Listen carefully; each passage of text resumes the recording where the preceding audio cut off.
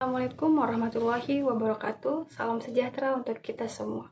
Sebelumnya, perkenalkan, nama saya Sadia Nenglasani, Prodi Pendidikan Vokasional Desain Fashion Universitas Ibnu Khaldun Bogor. Di sini saya akan membahas isu kesejahteraan para pahlawan tanpa tanda jasa di Indonesia. Sebelumnya, mari kita melihat cuplikan beberapa video. Watching you stand alone, all of my doubt suddenly goes away somehow. One step closer. I have died every day waiting for you, darling. Don't be afraid. I have loved you for 1,000 years. I love you for 1,000. Spill gaji pertama menjadi guru. Rp4.000 tahun 1986. Sekitar 100.000 tahun 1995. 150.000 tahun 2010. Rp70.000 di tahun 2013. 150.000 tahun 2019. Gaji pertama 200.000 pada tahun 2019. 250.000 tahun 2021. 2022 350.000. 250.000 pada tahun 2023. 400.000 tahun baru sekarang 2024. Kembali pulang untuk menenangi banyaknya luka yang berantakan. Perlu hangat sigap untuk sembuhkan. Kembali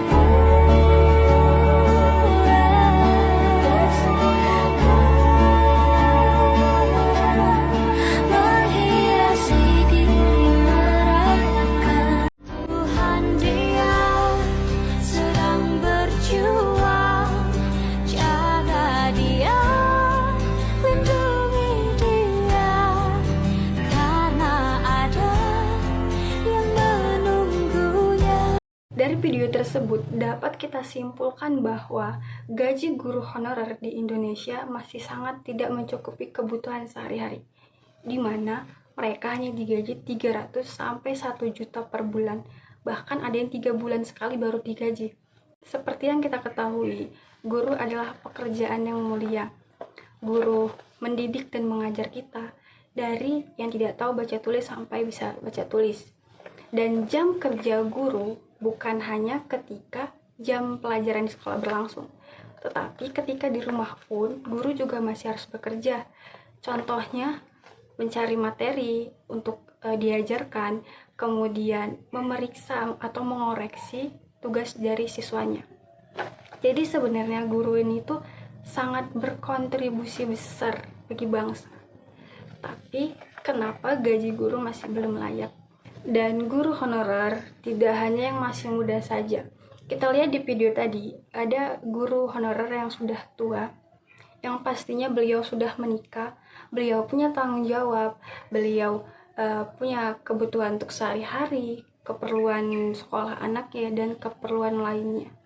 Karena tidak mencukupi hasil dari beliau sebagai guru, mereka mencari barang bekas untuk membantu keperluan sehari-hari. Dan beberapa waktu yang lalu ada kejadian 2 guru di Sulawesi Selatan dipecat dan dipenjara karena membantu temannya yang tidak gajian selama 10 bulan. Jadi beliau iuran kepada orang tua siswa untuk mengumpulkan uang 20.000 untuk menggaji, untuk dibagikan kepada guru honorer yang tidak digaji selama 10 bulan. Jadi ini tuh kejadiannya di sekolah negeri. Seperti yang kita tahu, negeri ada yang namanya dana bos. Tapi kenapa bisa sampai 10 bulan tidak gajian, sedangkan guru di sekolah negeri itu digaji dari dana bos? Nah, kasus ini sudah diselesaikan oleh Presiden Indonesia, yaitu Bapak Presiden Prabowo. Kenapa setiap ada masalah harus Presiden yang turun tangan? Kemana peran pemerintah daerah yang seharusnya mereka yang bertanggung jawab? Dan menurut saya harus ada yang namanya perlindungan hukum untuk guru.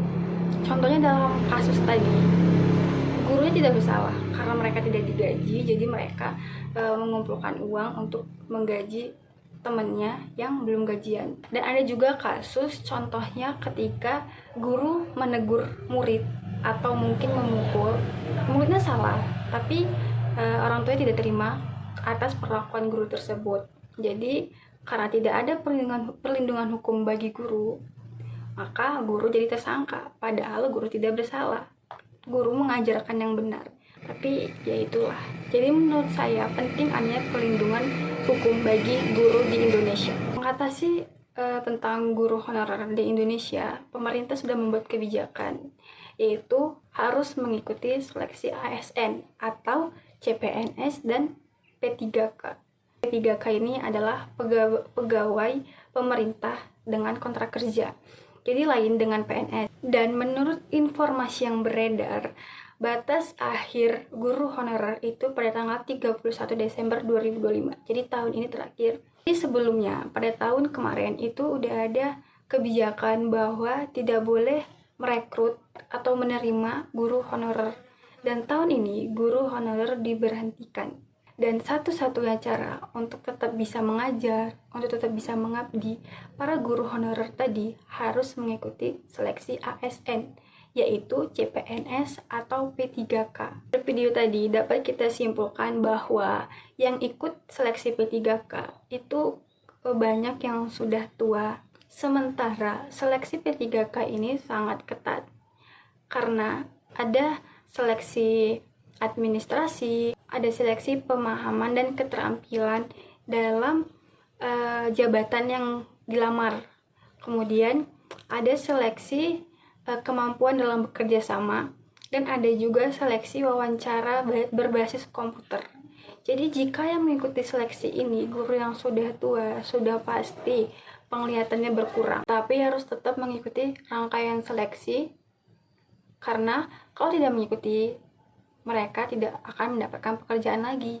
Memang dalam P3K ini ada dampak positifnya, yaitu status kepegawaiannya itu jelas, yaitu sebagai ASN dan mendapatkan gaji yang sesuai dengan golongannya.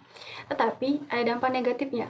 Yang pertama, ketika dalam masa seleksi ada kesalahgunaan wewenang. Jadi yang mengikuti seleksi ini mereka curang dengan cara menyuap atau menyogok agar mereka lulus seleksi. Dan yang kedua, ketika sudah keterima dan P3K ini tidak ada yang namanya jaminan pensiun. Jadi beda dengan PNS. Nah, ini juga termasuk dalam isu kesejahteraan. Dan dengan adanya kebijakan baru nih, kita tidak tahu apakah ini bakal memperbaik kondisi para guru honorer di Indonesia atau bakal memperburuk. Seperti yang kita tahu, peraturan di negara kita bisa berubah kapan aja. Tapi semoga ini menjadi langkah yang baik dari pemerintah untuk kesejahteraan para guru honorer di Indonesia. Dan buat semua tenaga pendidik, saya ucapkan terima kasih atas ilmu dan bimbingannya, semoga menjadi berkah. Dan buat para guru yang akan mengikuti seleksi ASN, yaitu CPNS ataupun P3K, semoga mendapatkan hasil yang terbaik. Sekian dari saya, terima kasih atas perhatiannya. Assalamualaikum warahmatullahi wabarakatuh.